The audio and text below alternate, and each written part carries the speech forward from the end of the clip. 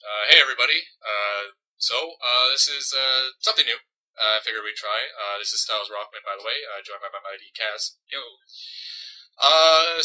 We just saw The Hunger Games in theater, and we wanted to talk about it, or I wanted to talk about it, kind of to force Kaz into it. But anyway, we're gonna give you kind of a quick rundown of our feelings. This is not a spoiler-free zone. This is your only warning. We're not going to give you any warnings before we get into specific moments of the film. And, this is totally unscripted. Why don't you start? How did you feel about the film? Overall, I liked it. I kind of thought that in the big picture, it did not have a whole lot to say. That is to say, compared to something, with the comparable setting and comparable, overall plot and story.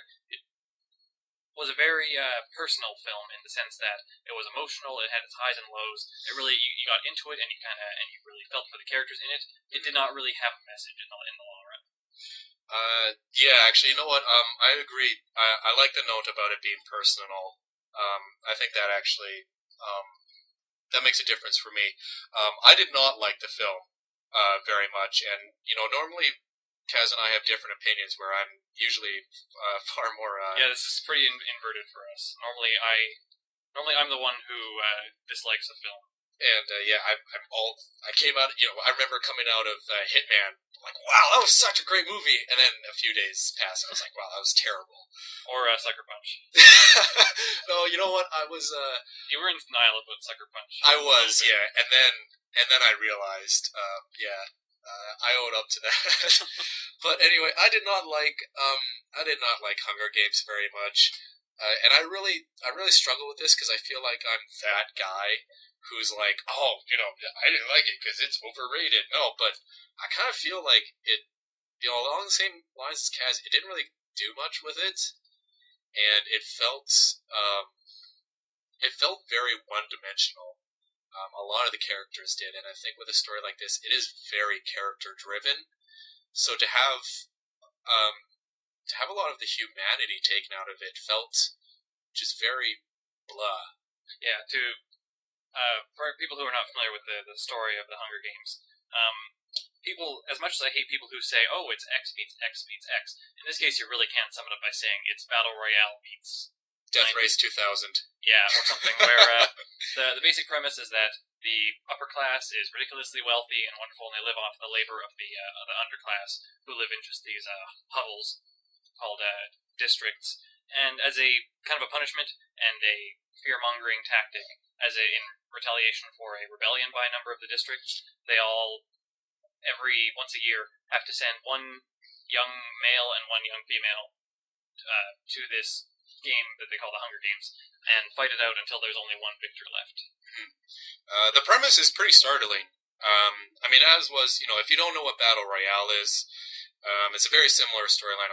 This isn't what it's about, but it's, every year, one class of ninth grade, their equivalent of ninth grade students, is taken to an island and forced to fight to the death until only one survives. There are other restrictions. Highly recommended. One of my favorite films of all time. Go watch it. I have to wonder if Battle Royale hasn't hardened me to the concept of this movie somewhat, because I've watched a lot of things that are meant to be disturbing, that are meant to be disgusting. Battle Royale is one of very few things that really makes me sick to my stomach. And not in a sense of, oh, I'm repulsed by it, or, oh, you shouldn't have made this, how could you? It's just that the actual subject matter is horrible, and it's kids in the prime of their life being forced to kill each other. And all of there's so much that it represents. There's so much. It's very emotional, and I am not really prone to many emotional but it's one of the few films that I've come close to tears or just felt very strongly about. Yeah, I have trouble watching it. I can't say that for many movies. Yeah. Or many books. Yeah, and anyway, so back to the film. Obviously, based on a popular book series. We were talking about that. We had no idea what the hell it was about. I just happened to walk into like a chapters one day. Actually, I think it was the two of us. So it was like Hunger Games, and it was just like featured prominently. It was like I was like, oh hey, that kind of looks like a movie a movie poster that I saw that I'd never seen before either. It just came out of nowhere, and it came out swinging. I'll give it that. But yeah, never heard of the Hunger Games before a few months ago, I guess. So the film follows Katniss Everdeen? I think that was it, who is chosen. Well, her younger sister is chosen as the contestant for the female contestant representing her district, but she steps in and volunteers in order to save her. Mm-hmm. So it follows her very, very closely, which is an important thing we'll talk about later, as she prepares for the games and ultimately takes part in them. Mm-hmm. Yeah. So part of my problem with this film is it's like if you have like we already said, you can't separate this film obviously from Battle Royale. To those who know about Battle Royale, you can't really separate them in your mind. And I think part of the reason I don't like Hunger Games as much is because I feel that everything that Hunger Games did, Battle Royale did it better. I haven't read the books for either. I haven't read the source material for either films, so I can't really say. What I do know is that Battle Royale was far darker and went far more extreme. Like the depictions of the deaths of some of the children were far more gruesome, and there was obviously more room for character development. And I think Kaz he said that apparently the screen adaptation was actually pretty faithful. From what I've heard, I don't know people who have personally read the book. We don't heard that in some cases. Has anybody read the book? I don't know. I cannot confirm or deny whether or not anyone has actually read this book. I cannot confirm that there are words inside those. It's just, man, that's deep, man. It's totally blank. You write it. Basically, you write the story. Yeah, it's the best-selling create your own adventure, ad lib kind of thing. Maybe that's what it was. Anyway, so yeah, I came into it with no expectations. I really struggled with not comparing it to Battle Royale. I just can't. So I'm going to be straight up honest. I'm totally biased here. Can't separate the two in my mind. So a big part of it for me is when I feel like when you do a story like this, you really have to focus on the characters. And I feel like the majority of the characters in this film were dehumanized to the point of not even being so one-dimensional that they might as well not have been there or not have been characterized in any way. And that was a huge problem for me. And especially, like, right off the bat, I was saying to Kat, right off the bat, Katniss's sister, Primrose, she starts off the film, she's screaming and she starts crying, oh, I don't want to be picked, I don't want to be picked. And I was like, okay, like it's starting, starting kind of like, I'm not really feeling this character. And then they get to they call it the reaping. So it's a big ceremony. The entire district comes out, almost like the pagans in the Wicker Man. They're all dressed up, they're all fancy and everything, and it's this really creepy scene.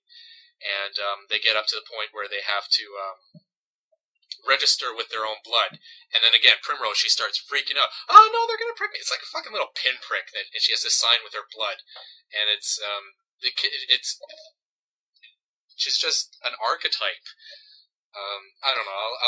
I'll stop myself so Kaz can have some input. I think it's possible to be a little bit too critical about that. She's a really bit character in the film, which maybe that doesn't excuse the fact that she's kind of just an archetype or a cliche. Yeah. But I mean, she gets in there, she says her piece. I don't know if she's gonna be more important in the future of the series or in the future of the books or whatnot. I didn't have a big problem with her as a character just because she's kind of like your first introduction into the world. Mm-hmm. What I did have a problem with that you're mentioning is during the whole ceremony of the reaping. This is a lot of stuff that maybe it's clarified in the books, but of course, if you can't clarify, you should still try to fight. find some kind of explanation, is that these people seem very eager to be part of these games, or to just the fact that all of the underclass dress up and get all fancy for the reaping. It's definitely implied, and you see that the upper class, the peacekeepers as they call them, force them to watch these games, force them to be a part of it. But it's never really made clear how resentful they are of it. Yeah, because it's such a it's kind of it's a nakedly barbaric thing. Mm-hmm. But you never really know in this film's universe, is this really that strange? Do the people who are sending their kids to die find it barbaric, or are they used to it? Yeah, and then to draw a comparison with the Death Race 2000, I didn't not the remix, but the original one, it was different because it was different, and people were excited to watch this again, this very barbaric thing. But the drivers who are running over people, essentially, they're made out to be these rock superstars. Like, these are famous names, right? It's it's a very similar setup, post-apocalyptic society, and it's just this annual murder games. But these, the drivers, they're famous people. They're like rock stars, basically. Whereas, as opposed to these kids are just nobodies, right? It's these real gladiatorial games I think it's weird to see how they're complacent in it up to a certain point in the film. Try and run through this chronologically through the film. I feel like I'm setting myself up to sound like I'm a little bit too nitpicky when talking about Primrose. For me, that was just the first point in the film where I started to go, I don't know, but I was still totally into it. And so then we get to the next point where, obviously they pick everybody and they're going through all of this, and it's all the other characters are so, I can't not use the phrase one-dimensional, and it's everybody is stripped of so much humanity, and I feel like part of the reason for that may have been because the material is so horrific. Like, if you just say the premise of the movie to anybody, which is 12 to 18-year-old kids, 12 to 18-year-old kids are sent to an island to kill each other or die, that's pretty frightening, right? So when in order to, I guess, open that to a wider audience, you have to sort of I guess soften it in a bit, because it's a PG-rated film, at least up here. I don't know what it's like down the States. Maybe it's X-rated. I don't know. I think it's PG-13 there. Yeah, so it's it's a film for teenagers based on a teenager-aged book. So I mean, it's presented in a very nonchalant sort of way, like. That's what makes it weird. It seems inconsistent, because it's not that hard to believe that humanity.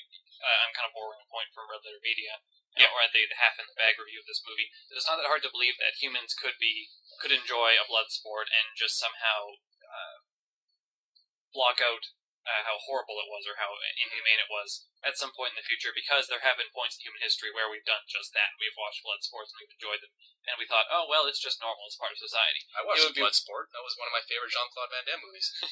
And it would be weird if, it happened to someone or someone in the street, but we were, at various points, different human civilizations have watched it. But it seemed like there would still be a difference in the culture, a bit more of a, I don't know, predisposition towards violence that didn't seem to be in this movie. It seemed like things were generally kind of peaceful. In a kind of a 1984 way, everyone was really repressed, but at the same time, it was like this was the only event of this kind in the whole year, and it's hard to imagine that a culture that otherwise doesn't seem that different from ours, apart from being a totalitarian nightmare, would not have this weird kind of dissonance going on when they only have one time per year. They go, oh, let's make all these kids kill each other. Yeah, it's a very repressed and depressed culture, where it start when you're first introduction to Katniss and her district is just the most run-down mining community. Everyone is, everyone is fighting for food and resources. Not fighting each other. Like, there's a really great sense of community, and I think that's something I just realized. And again, there is this weird dissonance between the Hunger Games and the reality, the universe in the Hunger Games. Whereas, like, it is just a real peaceful. They are peaceful people, and then every year they're just sent out to the Hunger Games.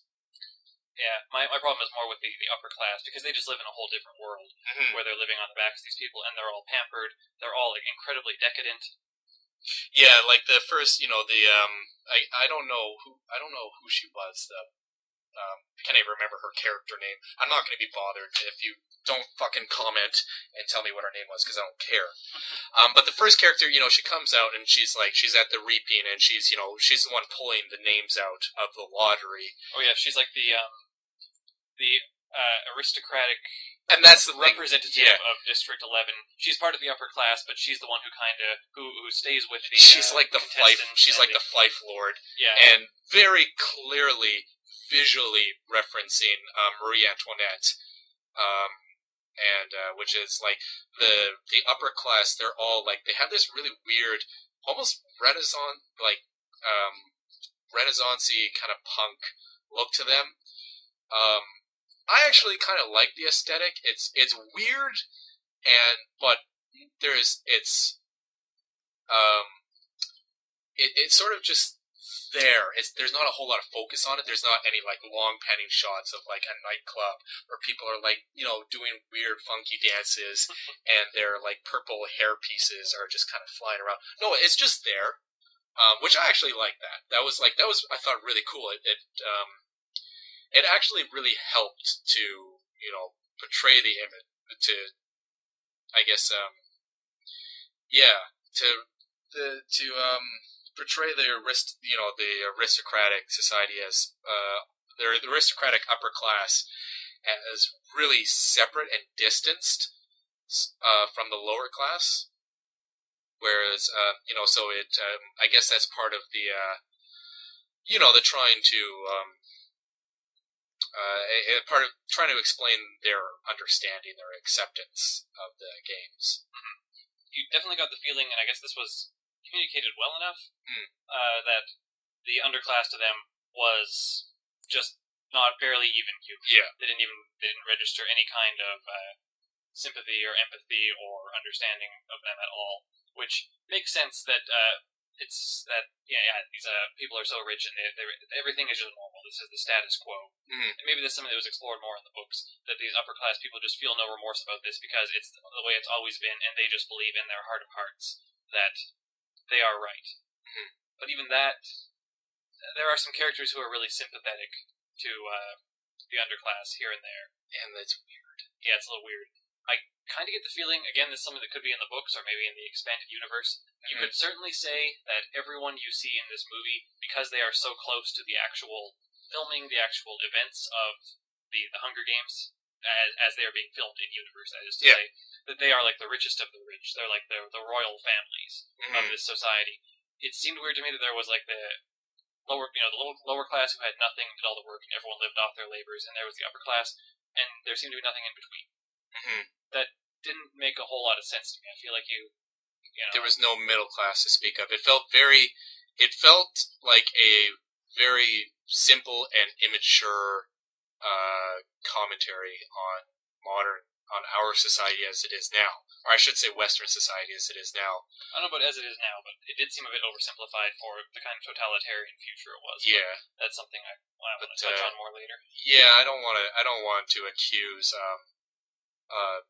writer Hunger Games of anything that I don't want to accuse them of making a political commentary if they weren't trying to.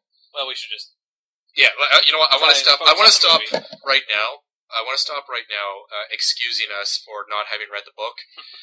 We're gonna just talk exclusively about the film. So if from here on out, I'm not going to apologize for not having read the book. Sorry for not having read the book. I completely. I'll let you talk. So I guess after the reaping, she and her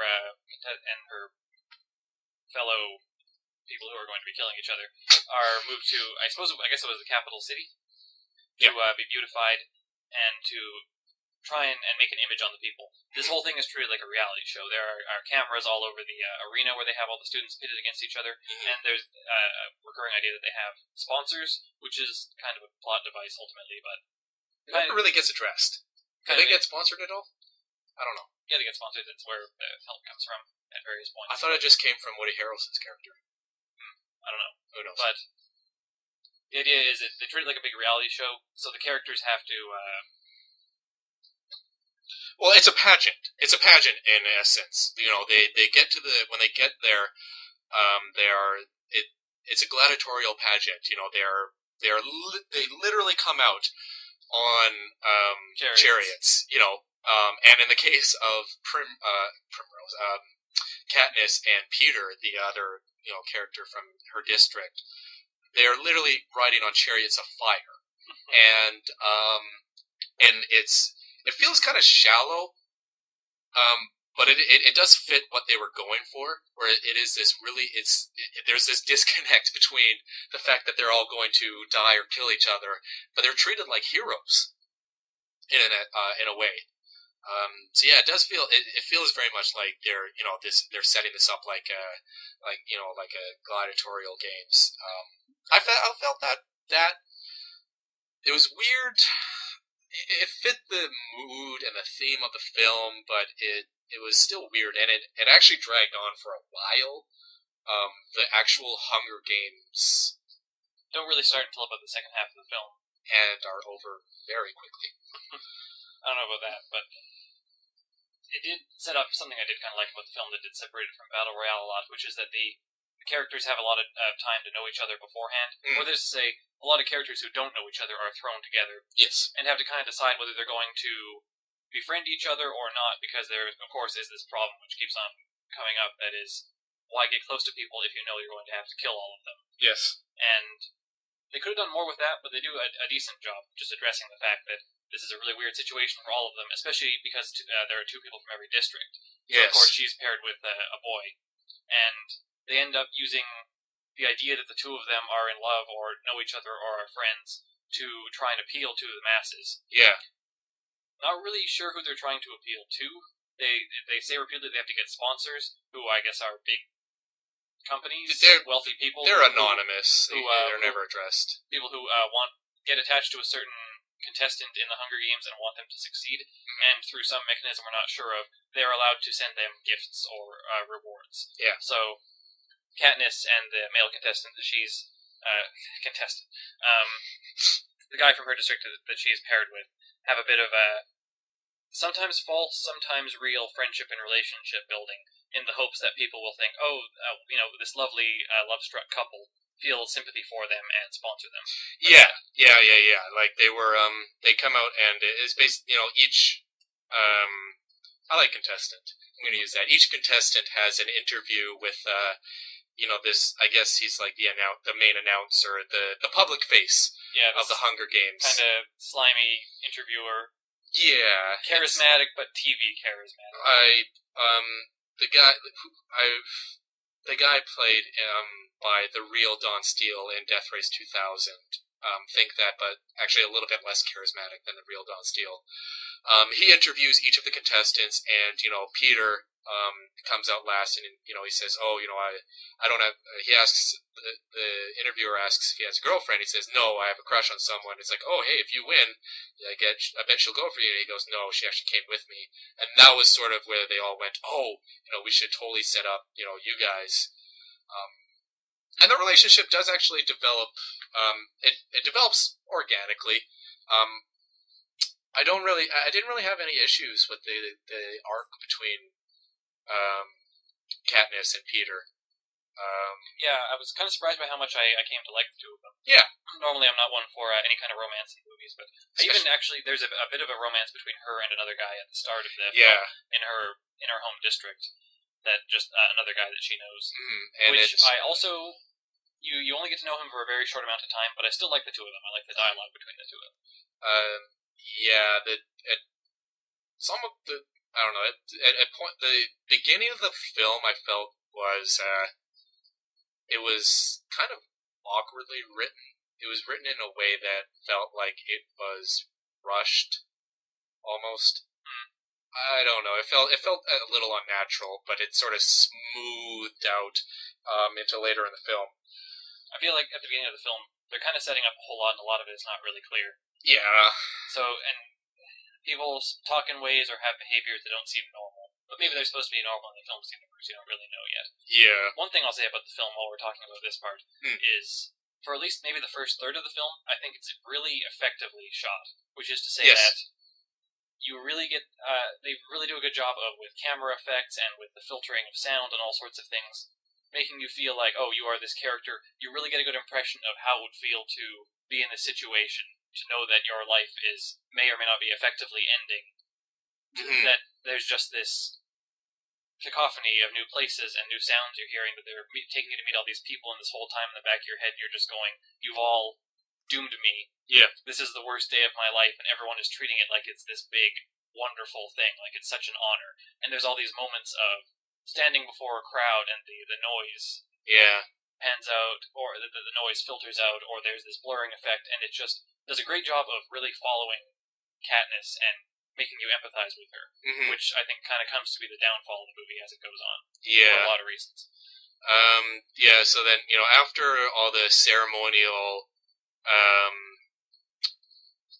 ceremonies, and they go through training, there's not really much character development in training. I felt like training could have taken a lot less time, because you're introduced to some of the other characters, but they're so flat. Like, you are introduced to, there's the one district that is, they win almost every Hunger Games because they're almost a Spartan society, where they train just for the Hunger Games. They're fighters, and they're strong. So we're introduced to these characters by, one guy going up and bullying another guy from another district, and then, a girl is really good at throwing knives.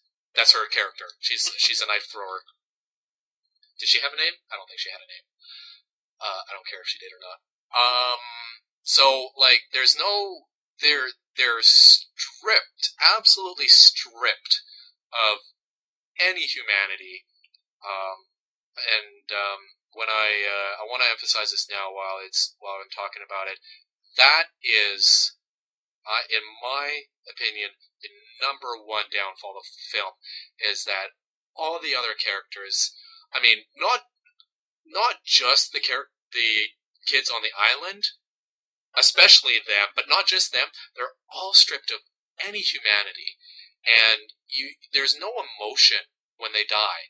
And if I can compare it to Battle Royale, but for example, it is emotionally tense when any character dies or when any character kills another character.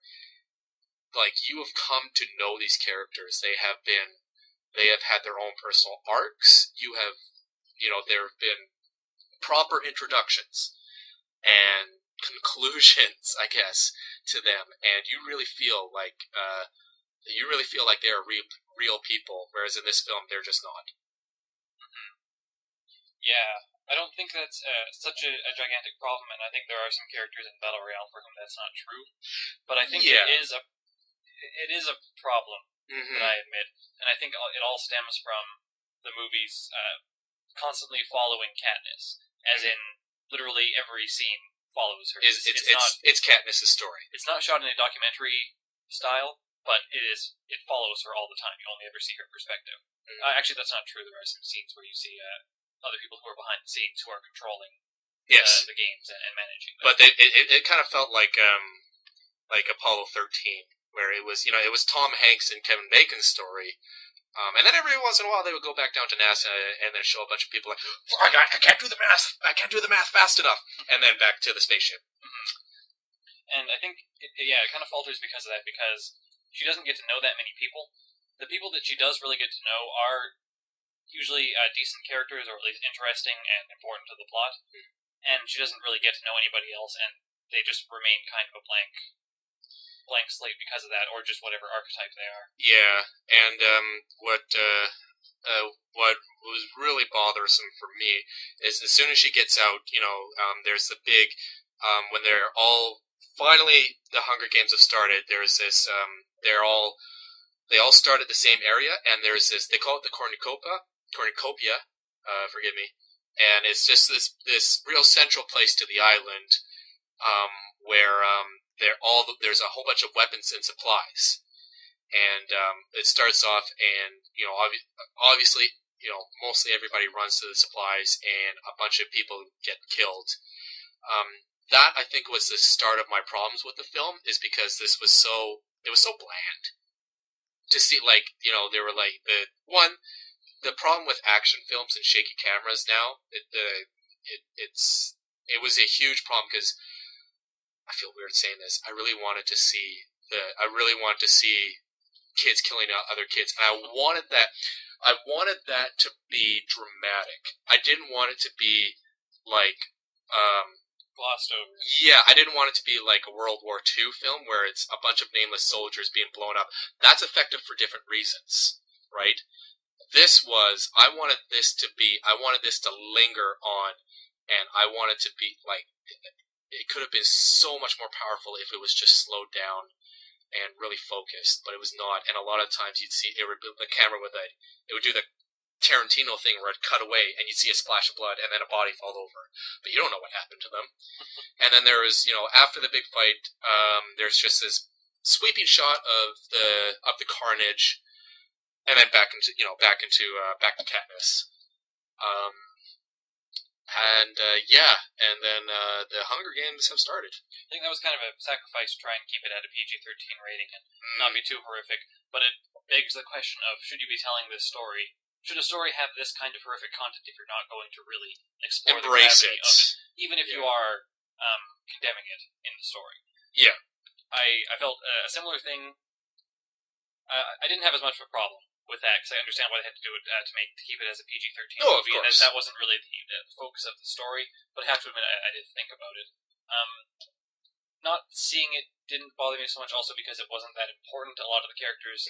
At least it's kind of a tough call. If one to think about the overall pacing of the film and the length of the film and how much they focused on certain things, that they didn't even have time to characterize certain characters. A whole lot of characters die right off the bat. Yeah. Which, for one thing, kind of makes me think, wow, this must be a really boring game to watch if half the contestants die in the first hour every time.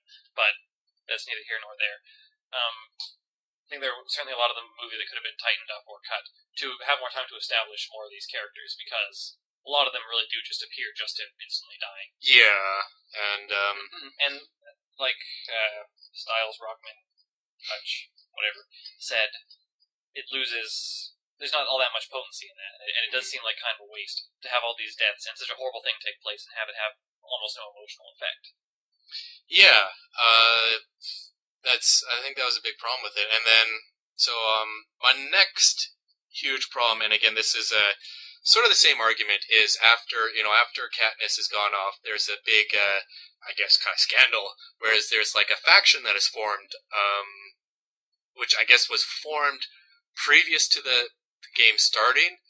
It's not really fully explained, and it's just it is a group of Hollywood high school bullies, and I hate that archetype so much because it's so annoying, it's so unrealistic, and it's just this fucking bunch of chest-bumping jocks. They're like, oh, did you see me cut down that little girl? Shit, yeah, bro, fuck, yeah, party!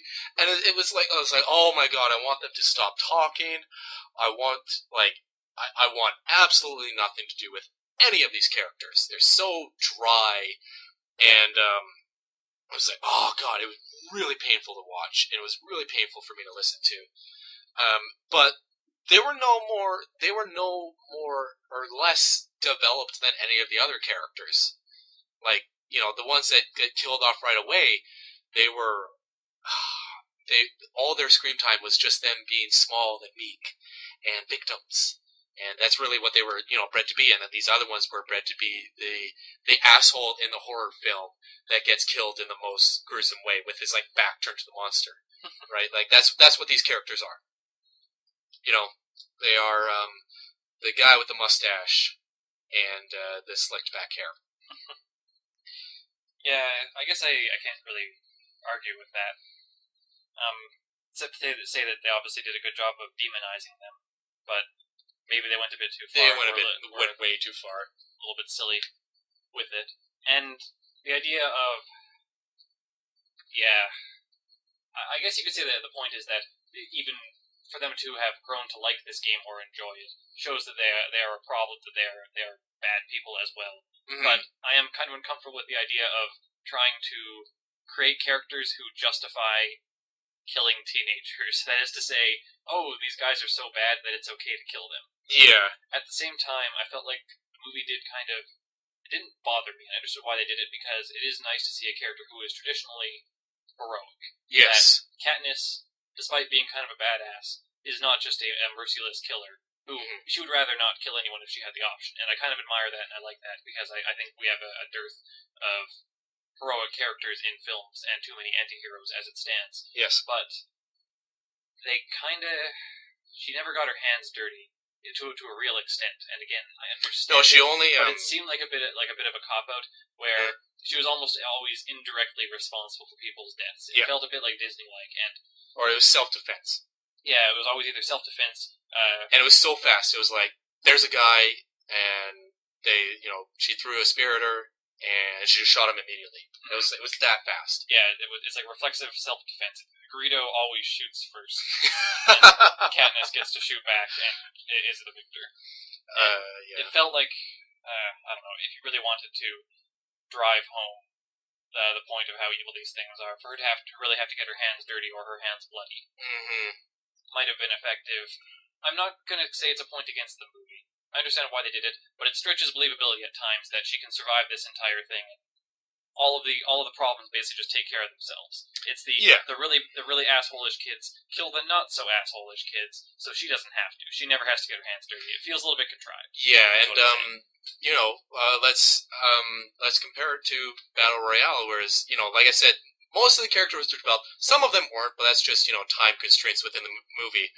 But you have the big, the Kiriyama. He's the he's older than the rest of them. He volunteers for the Battle Royale games because he wants to kill. But because he's the only one who is evil, it's far more powerful, and his character is his character is actually legitimately frightening. And on the opposite end of the scale, Shuya, he's far meeker and much more passive than Katniss, and he actually doesn't kill anybody in the film until the very end, which makes that so much more powerful when it does happen.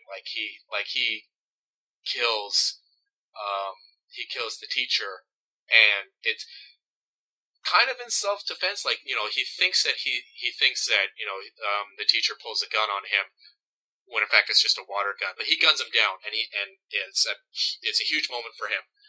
I didn't really get that sense of gravity when Katniss, when she got her first kill. It was like, oh, that just happened, and it happened so quick. You didn't have time to stop and think about it.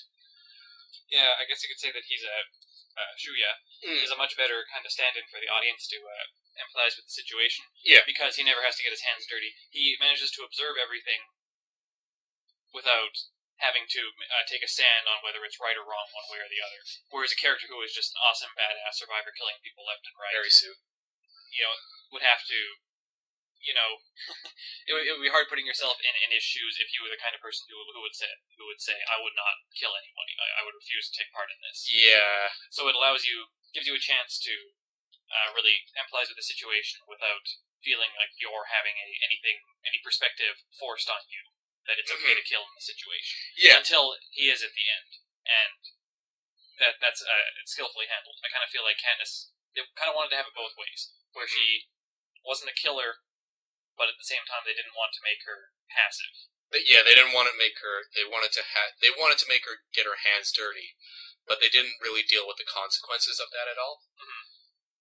So anyway, they get to a point where we can edit this out, but I just want to say we're going pretty far in. We should try and avoid talking about anything like too direct or spoilery at this point, because we're at about the halfway point. I think like we can actually get through the rest of this without talking about stuff that will ruin the movie if people.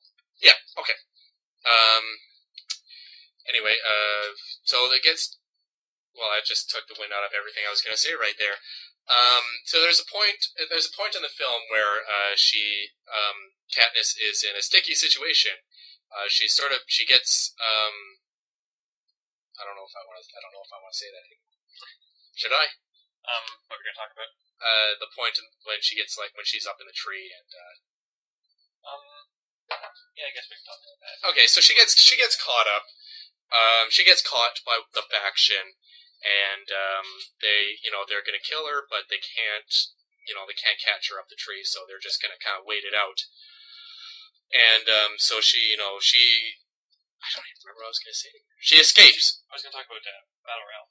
Oh, go for it, please. While I think about what I'm gonna say. Let me find an opening where we can just cut it out and bam. I'm just marking here that the part we have to start. We have to start looking for the part we have to edit. Is about 40 minutes. Maybe I'm just not gonna edit this at all. Yeah, maybe. Maybe this isn't real. One thing, I'm sure there's a part where one of us had stopped for a second. We can just cut it in and immediately start with. Yeah. One thing I'll say for Battle Royale is it definitely did more with less. Yep. Which is to say that with more characters to follow, more happening, more just crazy shit going on, they managed to both follow one character. Well, that's the thing. I don't know that the way they followed Shuya was that interesting, but they told a whole lot of other stories that I think had a lot more meaning than anything that happened in the Hunger Games. You had kind of these allegories going on. You had a whole lot of horrible what-if situations. This movie only followed and kind of dealt with one or two horrible what-if situations. What if you were in this situation and you had to kill or be killed or do something equally horrible? Whereas Battle Royale took the chance to explore a whole lot of different scenarios. Yeah. What would happen if you tried to just live out the rest of your days in peace? What would happen if you tried to run away? What would happen if you embraced it? What would happen if you were betrayed? Yeah. Whereas this movie was just Katniss's story, and that's fine. I liked what they did with that. Yeah. It's certainly a different take on the situation. But if you're looking for a movie or a story that really explores the horrible idea, Battle Royale is more interesting in that regard. In that sense, maybe Hunger Games doesn't have to be Battle Royale. No. Maybe if it wants to tell a single, more personal story, that's okay. Yeah. And that's something that can definitely be done. Katniss did have. I think the arc could have definitely been better. So I think when we get to do we want to talk about her first kill and what went down there? Was that with the tree? Oh, yeah. No, I meant her first bow kill. Do you want to talk about that? Well, maybe her first kill is okay because it does show how it's kind of indirect. Yeah, actually, no. That actually gets into something I want to talk about. So what's interesting about this island, and it's not fully explored until things just start happening.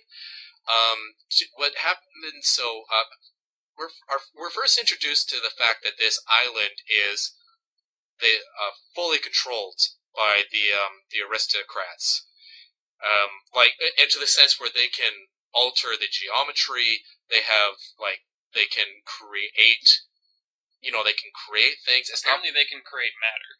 Yes, they can create matter. When they talk about it and when they're playing with their computers and doing stuff on the island, it's what they say. It sounds like they're just creating holograms, but everything appears to be very real. Yeah, and so she starts like hiking away from everybody. And she's playing this a game of attrition, really. So when she climbs up into a tree, and when she goes to sleep, and when she wakes up, forest is on fire, and it's the the fire is controlled in such a way that it pushes her towards the rest of the game, the rest of the players. Which seemed alright to me until at one point a burning tree falls on her and she gets a horrible burn on her leg. Yeah. Which was rather confusing to me because, I mean, that does seem like a bit above what I thought the government was, or the controllers of the game were capable of, that they can actually conjure fire and they can actually cause a tree to fall in the arena. Yeah. Is it holographic? Is it all real? What exactly is going on? Well, it also gets to, it also raised the question of how much intervention they can really have, like, because they were actually, legitimately trying to kill her as well. Like, they were throwing fire fuck balls at her, and she only narrowly escaped them. Were they would they have been satisfied if they had killed her? What would the viewers have thought? Yeah. At that point, Katniss was pretty well known. And yeah. they just said, "Oh, she got killed by a fireball that someone else threw." Yeah, like fucking Ryu is just gone rogue here. That was kind of weird. Yeah, with no explanation or real defense. Anyway, so her, and then the next when they get into her first kill, she's right beside this hornet nest, which they were called tracker jackers. That, by the way, that's how much I care about the other characters. I know what the names of the wasps were because they have more fucking personality than the human characters in this film. Tracker jackers. Tracker jackers. Yeah. Maybe they're genetically engineered. I don't know. Yeah, well, they were. I think they said they were. Yeah, they were genetically engineered, and their stings cause hallucinations, searing pain, and death. So obviously, it's some sort of neurotoxin. Which I guess would have been easier to say that. But I guess most people don't know what neurotoxins are. I don't know. Maybe they tried to simplify it. Anyway, so she cuts down this the branch containing them. She gets stung a few times, and she starts hallucinating. She starts tripping balls. Starts running away, and then she gets as she run away, her wounds are tended to by another one of the contestants, and then there's another arc between her and this contestant, and Rue. Yeah, Rue. Okay, let's talk about this first, and we'll get to some of the controversy surrounding Rue. Anyway, so Rue sort of takes care of Rose, and there's Katniss. Yeah. What did I say? Rose? Yeah. Fuck. Oh man, I was thinking of Titanic 3D. That's a thing. So she takes care of Katniss and tends to her wounds, and they build a relationship with each other, and they start planning to try and mess with the other contestants. The lead faction, who has been going around killing all of the other players in the game, so they build a plan to destroy all their supplies. Or is it plan to destroy their supplies? Because I thought that they were going to steal some. Yeah, that's what I thought too. I thought they were gonna. I don't know. That's not really. They end up destroying their supplies because whatever. So anyway, yeah. Rue dies. Obviously, because Katniss is. I mean, it's obvious that Katniss is going to be the winner.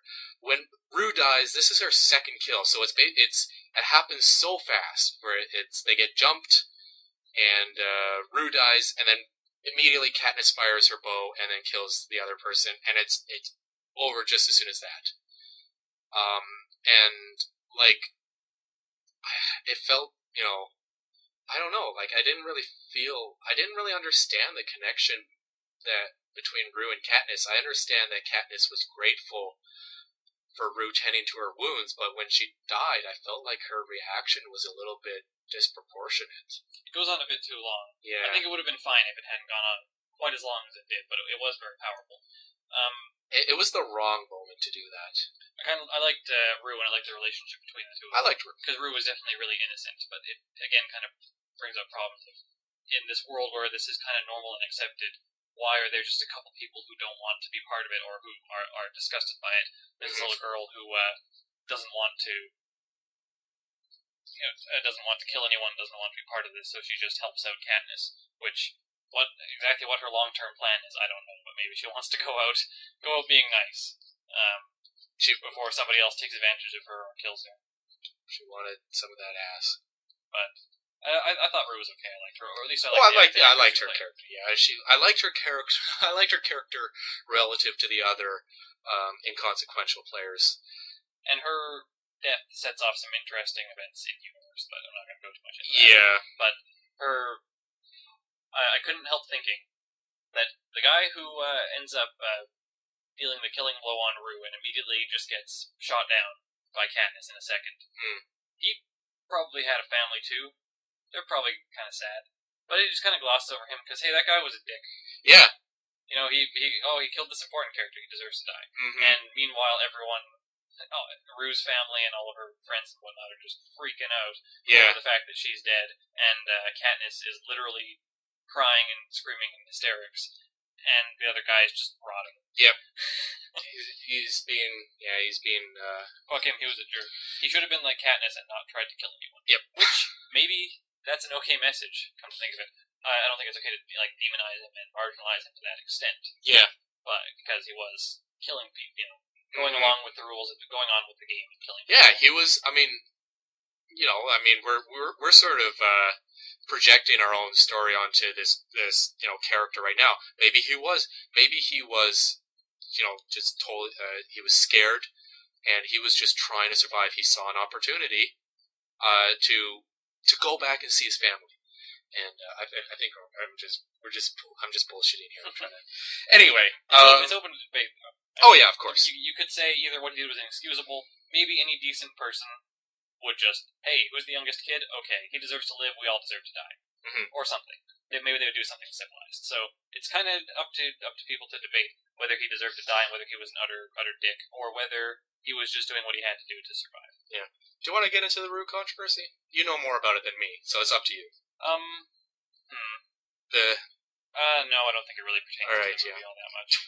Twitter will rue the day. I wanted to make that joke, but I couldn't think of anything. Oh, I'm sorry. I never had a chance to do it. No, yeah. Anyway, next. So yeah, we get to the finale of the film. This is another part that bothered the hell out of me when it came to exactly what technology the big bad dudes are capable of. Because at this point, okay, starting a forest fire, I can see how that's possible. Yeah. Okay, knocking down a tree, that's a little weird, but I'm sure maybe all the trees are artificial. Having a genetically engineered wasp on the island already, makes sense. Maybe they had time to develop that. They do establish that the setting is very artificial. They even have an artificial skyline that they can control the day and night. And cycle. They project all the contestants that have died on the screen so that everybody knows who it was. One thing I thought was really cool was the recurring. They fire a cannon every time a contestant dies. So there's this recurring thing that comes up and actually causes events to play out differently in an interesting way. That every time a character dies, there is this loud cannon shot in the distance that the characters notice and react to. Yeah. Anyway, next you were saying about the artificial environment and the finale. Yeah, it was okay for them to be knocking down trees. It was okay for them to be starting a fire, but then they seem to either create or maybe they already have. It seems to be implied that they just create on the spot. Yeah, actually, because they send in several of them later on. They just have this computer model of a gigantic, horrible hellhound, and they say, "Okay, we need to wrap this up.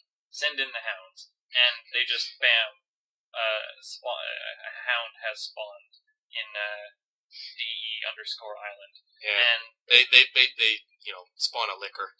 Apparently, they just use a computer to create a dog, and then sure they can do that. Why do they need these people to mine coal again? Yeah. Is this all in their heads? I don't maybe is this real life?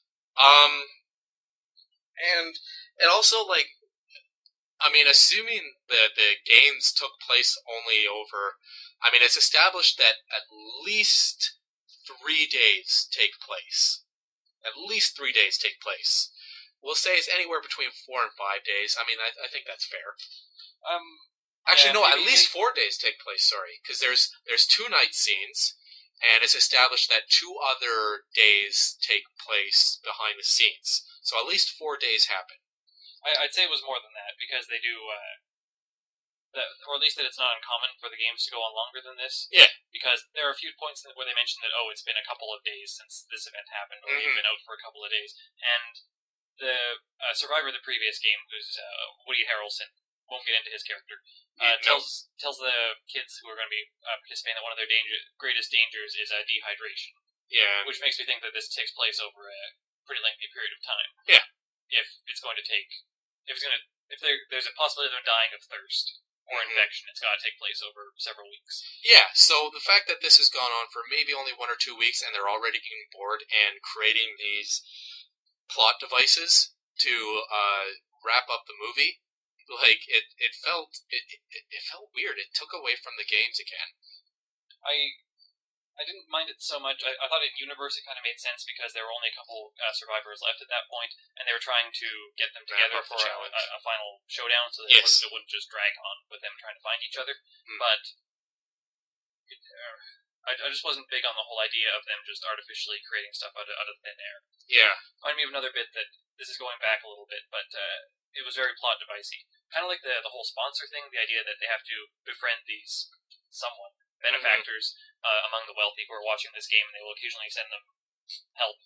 What this basically means is when Katniss is in a bad situation, a care package will literally float down from the sky. That's exactly what she needs in it, courtesy of Woody Harrelson and the dudes he's schmoozing with, which was a little bit too convenient, and they didn't really. I don't know. It seemed like they were running a pretty unfair and unbalanced game here, when you can just have some sponsors say, "Hey, here you go.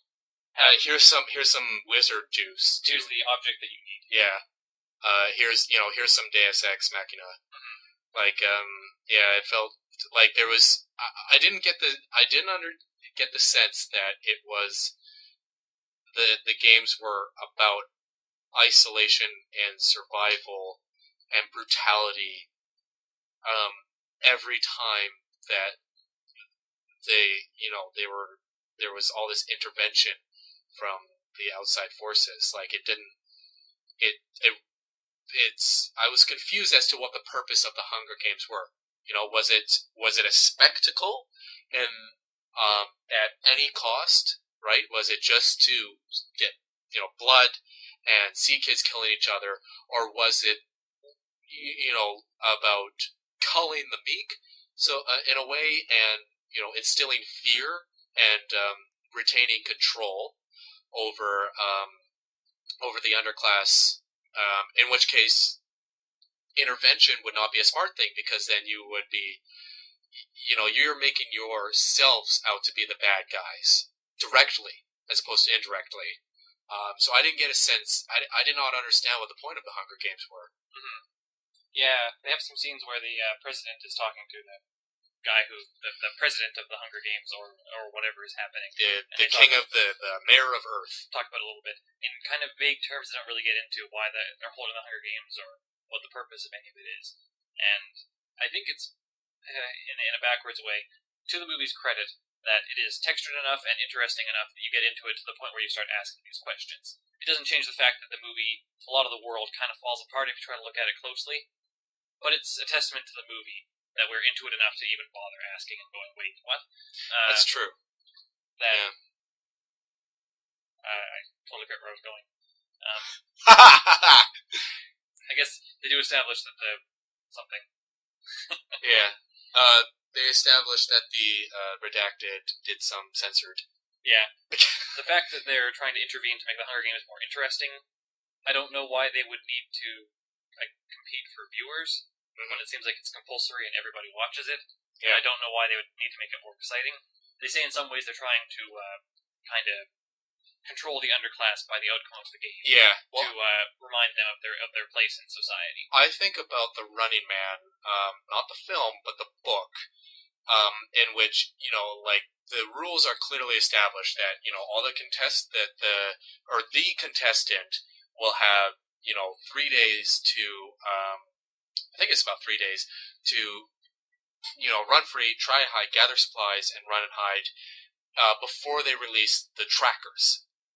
And that's the ultimate point of the game, is how long can this person run before getting caught by the trackers and getting killed, right? I won't get too much into the universe of the Running Man. Again, it's very similar thematically. So like there were the ground rules of the Hunger Games were not well established.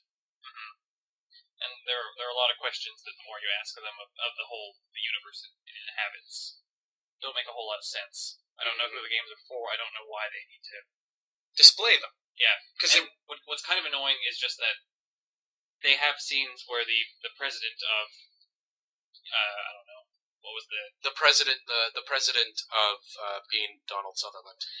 What was the continent or the continents in 1984 called? Oceania. The president of Oceania talks with the supervising director of the Hunger Games in the universe, obviously, and gives a long-winded explanation for why we need to have these and need to happen a certain way, which, when you get down to it, is kind of just like circular logic that doesn't actually explain anything. Mm-hmm. He asked the question, if we're trying to make the underclass, it's a weird conversation. They're trying to retain control. Yeah, they're trying to give the people hope, but not too much hope, is what he says. Yeah, that was really dumb. If we're just trying to exert control over them, why don't we just march out a bunch of people out, march 24 kids out and execute them instead of having this game? We got to have a victor so there's hope. But why are they trying to rig it to go a certain way? Why do they care that much? Well, why are they rigging it without... I mean, it all seems very... It seems consequential that they're rigging it against Katniss. It just so happens that that shit is happening to her, and then they're just, they're throwing shit at her. Like, it seems like if it were anybody else's story, they would have been, fucking with them, or they very well could have been, throwing curveballs at the other contestants. But we don't see that, right? So I don't know. You really don't know what is happening behind the scenes. Yeah, and the reason that it does seem kind of contrived, that they feel the need to pick on Katniss or stop her from getting too far ahead or kill her or whatever they're trying to do, as opposed to other contestants. Mm-hmm. I don't see the point in the long run. And if their grip on the people who they have enslaved, essentially, not the kids, but the people, the underclass in general, I don't know why they're so concerned with this silly game. Yeah. If they're so concerned that this game going wrong will bring down their whole society, why are they holding it? And why hasn't the underclass revolted yet? Yeah, and they explore that a little bit, and the idea that the underclass may not be taking it. It's not really fully realized at all, and I wonder if I don't know. I don't know if they're going to be making this into a trilogy or not, or if they're going to, because the book series is a trilogy. I don't like. We don't know about the content of the actual books. Yeah. We don't know if this covers only the first book or if it covers several. So I don't know, because the ending, there were a few loose ends, but I didn't really have as much problem with the ending not completing the story, because it did. I mean, it ended at the end of the Hunger Games, right? And then that was the name of the film, right? Like, they're not going to explore what happens afterwards in that. I mean, so if that in subsequent films, if they are going to do that, that would be very interesting to see. What really happens with this society? Do they revolt? Are there further games in which rules are changed? Do they because Katniss sort of breaks the rules a bit. Do they come after her? Do they retaliate? And like these are interesting questions. Yeah. At the end of the movie, it is good to. Yeah. They set up the upper class in such a way that, of course, you really hate them. They're a bit one-dimensional and don't make a whole lot of sense, but mm-hmm. you do hate them. You want to see them get their comeuppance in sequels. You want to see sequels. And I at least was glad that in this era where we're all very cinematic and a lot of movies that are this promoted and this big are just shit, to feel something was really nice. I think there's nothing wrong with, even if it's just a very base emotion, that to really hate a villain and like to see him get their comeuppance is something you don't see that much. Mm-hmm. That even everyone, it's always contrived, but some films contrive it better than others. Yeah. And this was one where I would like to see more of it. I'd like to see where the universe goes. It's a testament to the movie. At some point, I was supposed to be defending it, but I've mostly just been agreeing. Yeah. With everything that Hutch has been saying, but I would like to see more of it. I would like to see if they answer some of the questions I have and fleshed out a little bit, because I guess I just like the way the story was told. I would love to see the story itself. Yeah, I would love to see more of this. I'm totally interested in the story. I just did not like the way it was told at all. I think that's my big problem with it. Just because, like I said, I can only compare it to Battle Royale. I think maybe if I hadn't seen it, Battle Royale, or if it isn't so close to my heart, I would not. Maybe I wouldn't have felt as strongly about Hunger Games at all. Yeah, because then more of the subject matter. Battle Royale definitely demonstrated that. And like I said before, the movie does not have a whole lot to say for a movie that is dealing with such difficult, emotional subject matter. Unlike Battle Royale, which had a whole lot of commentary, it had a whole lot of gut-wrenching events. Mm-hmm. It had a whole lot of just observations. This movie doesn't even really have... There's nothing you can take away from this movie and say, oh, I learned a lesson. Yeah. It's like 1984 is so much about how we could really get to this state. In Hunger Games, we're just kind of in this state of a totalitarian society where blood sport is normal, with no real sensible explanation of how we got there. And the only message you really take away from it is what's happening is bad, and we knew that from the start. Yeah, it's an emotional story. It's a very personal story, a very personal movie, like I said, and I enjoyed it in that sense. But there was not much else to take away from it from that. So that's kind of my... If you want something intellectually challenging, this isn't the movie for you. But if you want a movie that is well put together, for a movie that's as promoted as it is, it's surprisingly good. I don't want to sound like a total cynical, too cool for school jackass, but I think I've filled that role spectacularly. It was a solid movie. I enjoyed it. Yeah, how long was it? A while. Yeah. All right. So I don't think it overstayed its welcome. No. It was a good length. Yeah, that is my positive feedback. It was a good length. I didn't have to go pee in the middle of it. Yes, that is a definite positive point for me. Yeah. Oh yeah, no, I think that's I think that is critical. All right, before we get on to final wrap up points, I just want to say I really hope this is not a determining factor in my opinion of the film. The audience was so incredibly rude, especially two women, and I know they're listening to this. I know you two fucking assholes are out there. Just the worst kinds of movie theater audiences, and two of the biggest perpetrators were happening to sit right left to me. There were points in the film where I was just clenching my fist. I was so angry because I wanted to watch it and fucking like the film. I was trying so hard to like it, and these people were like touching their dicks and fucking had their goddamn fucking fucking cell phones out. I gotta control my temper here. Normally I'd say that's a bad sign. I was gonna say, like, this is one of those movies that has enough of a to quote half in the bag, has the what's gonna happen next sense. You get deeply into it. And I kind of thought and hoped that there would be nobody in that theater who was distracted or who had their phones out. There were people. I got very angry. Well, I sat on the opposite side of the aisle, and I thought the audience was great. The middle and the left, oh man, those guys are terrible. But the guys on the right, they were all cool. Oh yeah, they were real bros. All right, final wrap ups. One last little thing I wanted to note, one tweet or less, because we kind of passed over it, that bothered me just a little bit, was how the alliance of kids are shown, like, making this little bit camp and living together and sleeping together. I don't know why you would ever turn your back on anyone. Yes. If I was one of those people, I would be expecting one of my fellow dudes to just stab me in the back at any moment while I slept. Yeah. I was actually expecting a scene like that as well, whereas like one of the other kids in the faction used like their one of their other opposite kids' weapons to kill somebody else in the faction and sort of frame them. That would have been something nice to explore, but no, not done at all. Yeah, that's something that actually also didn't show up a whole lot in Battle Royale. It was a bit more dramatic, which I'm not going to hold that against it, but it's something I kind of like to see in one of these stories that they never do. That nobody in these stories ever employs subterfuge. Yeah. Which I think is kind of as horrible as it is to say, something like to see if somebody's going to make more stories in this kind of vein of, these Battle Royale style things that there's never any betrayal.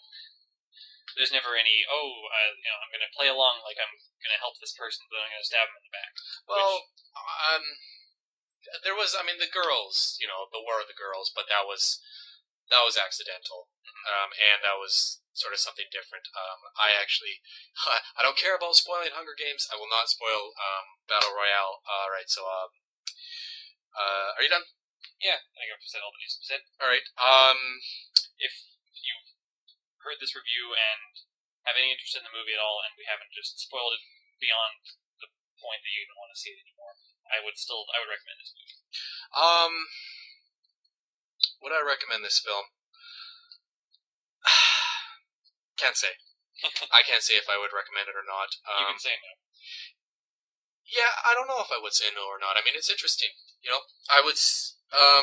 If you're like me and you've seen Battle Royale, I think you may be a little bit disappointed with it. If you are a little bit more sensitive, if you haven't seen Battle Royale and you're a little bit more sensitive, I definitely think that this could potentially be very powerful. It felt bland to me, and if you haven't seen Battle Royale, you should see this first. Then go see Battle Royale. Yeah. See, he's just fucking trying to get you to watch it. I think biggest problem with it, it lacked balls. I think that's a good way to wrap it up. Yeah, I can agree with that on some level. That the subject matter might have been a bit too dark, more dark than they're willing to go. Cojones. And I do worry about the soul of a culture that takes an idea as horrible as that and says it's okay for teenagers and young adults. Not young adults, but younger teenagers to middle-aged teenagers. Yeah, and some of the actors were really young too. Yeah, like visibly very young. That's a little bit disturbing. But it's out now. Yeah, Conversation piece, one way or the other. We saw a matinee, so it was only like $7 a ticket. Yes, if you can sit in a really good seat and see this movie for a low price, you should go see it. Yeah, we sat in like the stair aisle. It was weird. So we had like the stairs led right up to 2 chairs. Nobody took them, and we had just the best leg room. Yeah. So I 2 thumbs up fries for leg room and theater fries. Yeah, I like the theater fries.